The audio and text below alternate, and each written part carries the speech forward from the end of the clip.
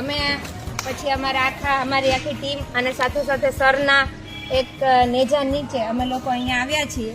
તો ખાસ કરીને આજે જોયફુલ સેટરડે છે.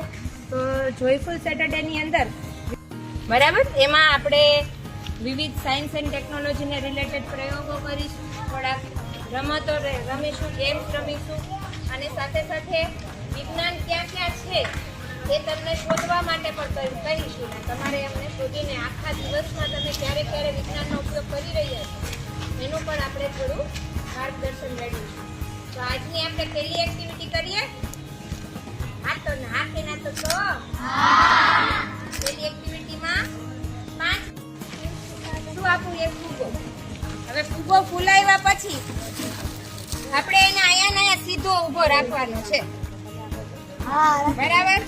હવે તમારી પાસે ટાસ્ક છે, તમારે એ ફુગ્ગાને તમારી જાતે કોઈ પણ એક્ટિવિટી તમારા મગજથી કઈ વિચારીને કોઈ પણ યુક્તિ કરીને ફુગ્ગો જે છે એને અહીંયા ઊભો રાખવાનો છે.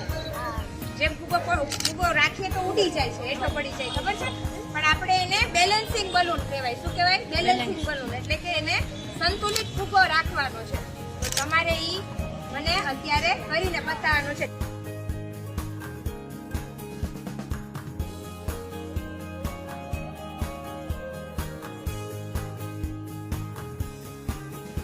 ફૂલો ફૂટી ના જાય, ધ્યાન રાખજો. છે એમ તો બહુ બધા છે. આમ સીધા લાઈનમાં ઉભા રહી જાઓ.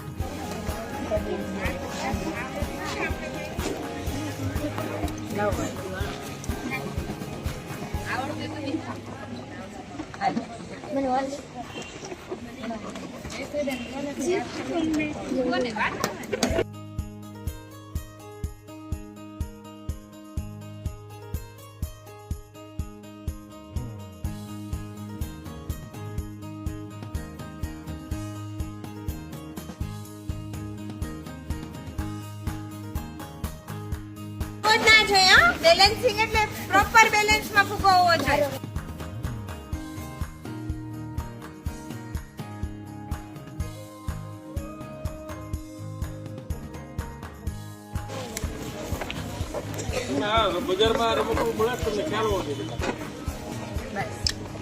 હવે આ જે છે ને, આ તમે જે મને બતાવ્યું ને એનો પ્રોપર વે નથી. એની પ્રોપર એ વસ્તુ બેલેન્સિંગ સંતુલિત ફુગા માટે અહીંયા આમ નામ રાખો. ઘણી વાર તો આ ઉડીને નીચે પડી જાય છે.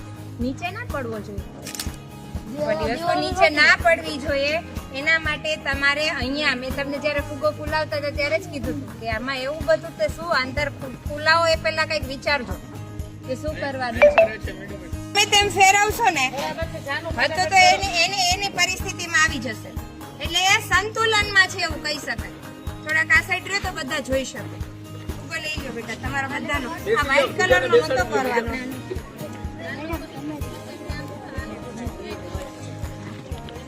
નહીં કોઈ કઈ નથી. આને ગમે એ રીતે આમ ફેરવશો તો પણ એની જગ્યાએથી મૂવ નહીં થાય. એની એ જગ્યાએ એ હાલતો રહેશે, સંતુલનમાં રહેશે. ઘન પદાર્થ કેવો? ઘન પદાર્થ છે, એમાં પણ થોડું ફુગ્ગાથી વધારે વજન છે.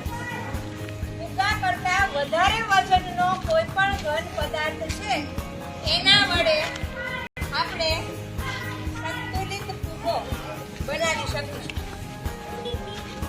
જો આ બેને બનાવ્યું છે, આવતા રહ્યો બેન આગળ આવી જાઓ.